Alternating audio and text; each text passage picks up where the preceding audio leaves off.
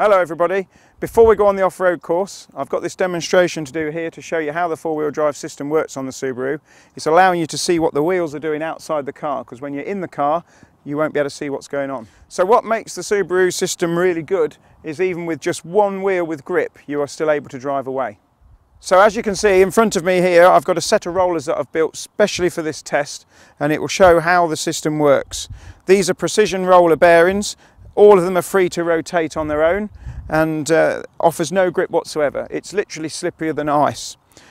As you're probably aware, in a car the power always tries to get out the easiest way, and that will be the wheel with the least grip.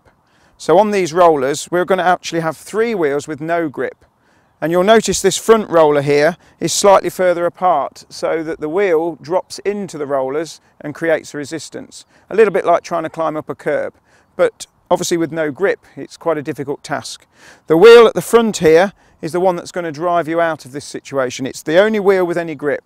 Now an old style conventional four-wheel drive would not get out of these rollers because, as I've already said, the power goes out the easiest way. So if you have a wheel slipping on each axle, this is going to create a problem for the vehicle because the power will go out of each of those slipping wheels, and the offside front is on a roller, so the only wheel with any grip is the near side front.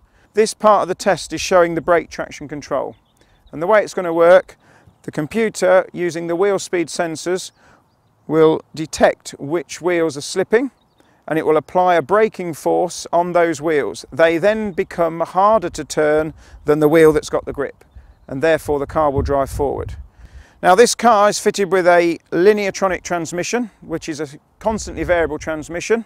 Doesn't have gears in there at all, so it's very, very smooth, very economical on light throttle because it will find its best engine revs, and if you really want to put your foot down, it will also find the best position in the engine rev range to give you maximum power. So a really nice gearbox. It runs an active torque split centre differential, which is also the same centre differential as on the Forester. The Forester, however, runs a conventional automatic gearbox. So both cars have the same four-wheel drive system.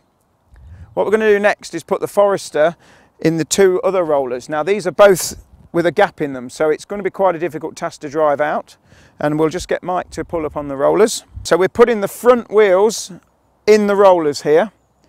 Now both those rollers are wide apart, so it's going to be quite a task to come out of there. And what this will show is the centre diff.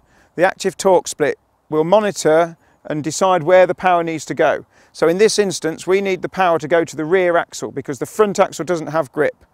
It's not using the brake traction control here, so as you see, as he pulls forward there'll be a very small amount of slip at the front, then the power will be distributed to the rear axle. This can work both ways, front or rear, whichever's got the grip. And as you see, the wheels turn a very small amount and he's just driven out of the rollers no problem. Now while we're here, we'll actually put the Forester on the three rollers so that you can see that works just as well. Now, just to make it a little bit harder, not only have we got the two rear wheels in the wide gap rollers, but it's also going to reverse out, which is very slightly uphill. And again, you'll notice these three wheels will spin. The near side front is going to push the car backwards. So there's the wheels spinning and is free.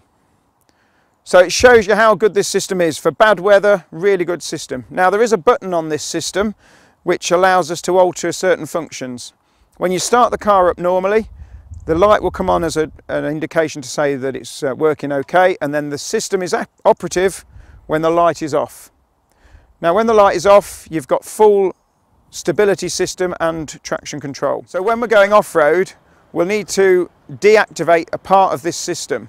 This is the part that will drop the engine revs and power if you get wheel spin. So if you're on the road and you have a slippery corner and you start to accelerate and the car starts to spin the wheels, it will take the throttle away from you for safety reasons so you don't spin out. When we're off-road, certain circumstances, i.e. a bit of mud, steep hills, we need a bit of power to get up there. Now what we don't want is the engine power taken away if we get a bit of wheel spin. So by pressing the button, you'll see a yellow light come on the dash, and that's basically keeping the traction part active, but it's deactivating the limiting part of the engine. So it'll allow the wheels to spin. Brake traction control's on, and it works best in this mode to get you out of snow, ice and mud. Okay, so now you've seen how the demonstration works. You're going to feel this in the car. all you're going to notice is a little bit of a vibration when the system's operating as it's pulsing the brakes. Sounds a little bit like ABS working. The system will do it all for you. All you need to remember, if the traction control system is trying to get you out of a sticky situation, just keep a little bit of power on.